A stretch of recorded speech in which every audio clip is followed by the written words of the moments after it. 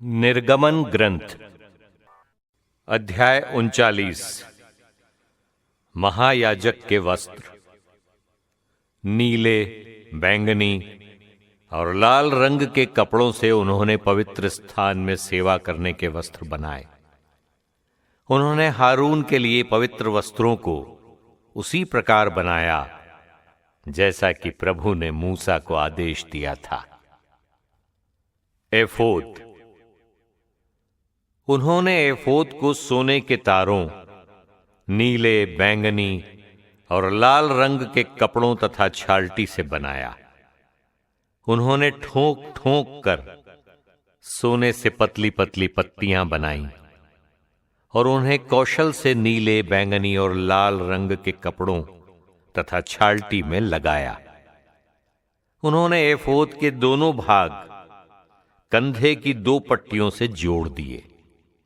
कमरबंद उसी तरह नीले, बैंगनी और लाल रंग के कपड़ों से और छाल्टी के एफोद के साथ कौशल से बुना गया, जैसा कि प्रभु ने मूसा को आदेश दिया था।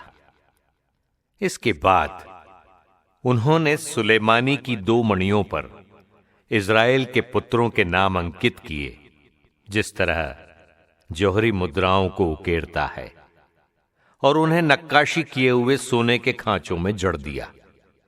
और उन्होंने उन्हें इज़राइल के पुत्रों की स्मृति मणियों के रूप में एफोद के कंधों में लगाया। वक्ष पेटिका।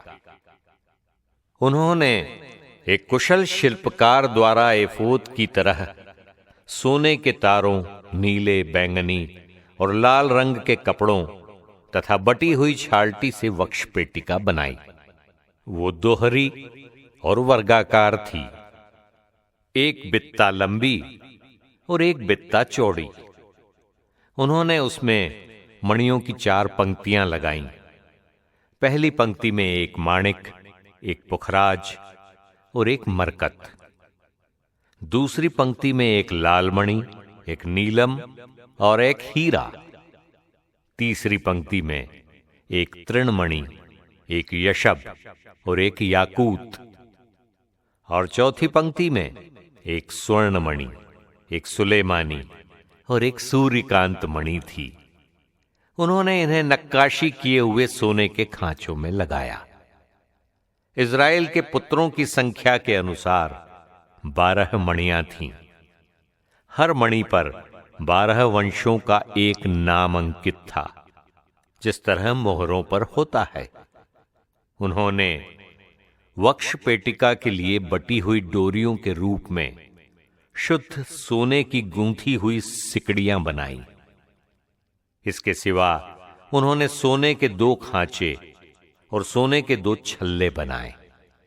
उन्होंने इन 2 छल्लों को वक्ष पेटिका के दोनों सिरों पर लगाया। दोनों डोरियों के दूसरे सिरों को उन्होंने सोने के 2 खांचों में जड़ दिया और उन्हें एफोद के स्कंध भागों के सामने की ओर लगाया। इसके बाद उन्होंने 2 और सोने के छल्ले बनाए और उन्हें वक्ष पेटिका के दूसरे सिरों पर भीतर की ओर एफोद से सटा कर लगाया। उन्होंने 2 और सोने के छल्ले बनाकर उन्हें एफोद के स्कंध भागों के नीचे सामने की ओर कमरबंद के पास लगाया। उन्होंने वक्ष पेटिका के छल्लों और एफोद के छल्लों को नीली पट्टियों से जोड़ दिया, जिससे वक्ष पेटिका एफोद के कमरबंद से बंधी रहे, जैसा कि प्रभु ने मूसा को आदेश दिया था। अंगरखा। उन्होंने एफोद का पूरा अंगरखा नीले कपड़े से बनाया।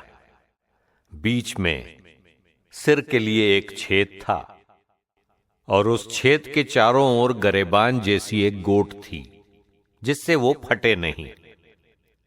अंगरखे के निचले घेरे में उन्होंने नीले, बैंगनी और लाल रंग के कपड़े तथा बटी हुई छाल्टी के अनार लगाए। अंगरखे के निचले घेरे में उन्होंने अनारों के बीच बीच सोने की घंटियां लगाईं। अंगरखे के निचले घेरे में एक अनार के बाद एक सोने की घंटी थी, फिर एक अनार के बाद एक सोने की घंटी, जैसा कि प्रभु ने मूसा को आदेश दिया था। अन्य वस्त्र। उन्होंने हारून और उसके पुत्रों के लिए कपड़े बनाए, छाल्टी के कुर्ते, छाल्टी की पगड़ी और टोपियां, बटी हुई छाल्टी के जांघिए, नीले, बैंगनी और लाल रंग, और बटी हुई छाल्टी के बेल बूटेदार कमरबंद, जैसा कि प्रभु ने मूसा को आदेश दिया था। किरीट। उन्होंने शुद्ध सोने का एक पुष्प, पवित्र किरीट बनाया और मुहर में अंकित अक्षरों की तरह उसमें यह अंकित किया, प्रभु को अर्पित। उसे नीली डोरी से सामने की ओर पगड़ी में बांधा, जैसा कि प्रभु ने मूसा को आदेश दिया था। काम की समाप्ति। इस प्रकार निवास दर्शन कक्ष का निर्माण पूरा हुआ। इस्राएलियों ने सब कुछ वैसा ही बनाया जैसा प्रभु ने मूसा को आदेश दिया था। तब वे निवास को मूसा के पास लाए।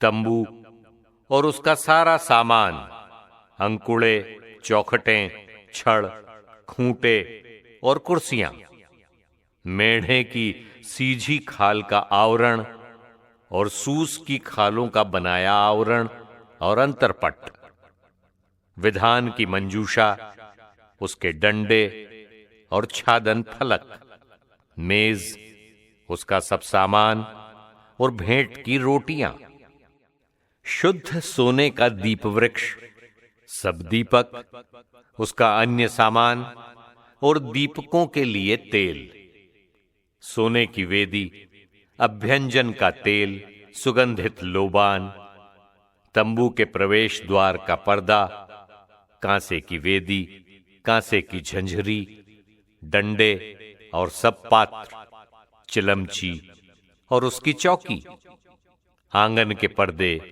खूंटे, कुर्सियां और तंबू के प्रवेश द्वार के पर्दे, आंगन की रस्सियां और खूंटियां, निवास दर्शन कक्ष की सेवा के लिए सब आवश्यक सामान, पवित्र स्थान की सेवा के लिए याजक के वस्त्र, याजक हारून और उसके पुत्रों के लिए पवित्र वस्त्र, जब वे याजक के रूप में कार्य करते हैं। इस्राएलियों ने ठीक उसी तरह काम पूरा किया जैसा कि प्रभु ने मूसा को आदेश दिया था। मूसा ने सारे काम का निरीक्षण किया और जब उसने देखा कि उन्होंने उसे ठीक उसी तरह पूरा किया जैसा कि प्रभु ने मूसा को आदेश दिया था, तो मूसा ने उन्हें आशीर्वाद दिया।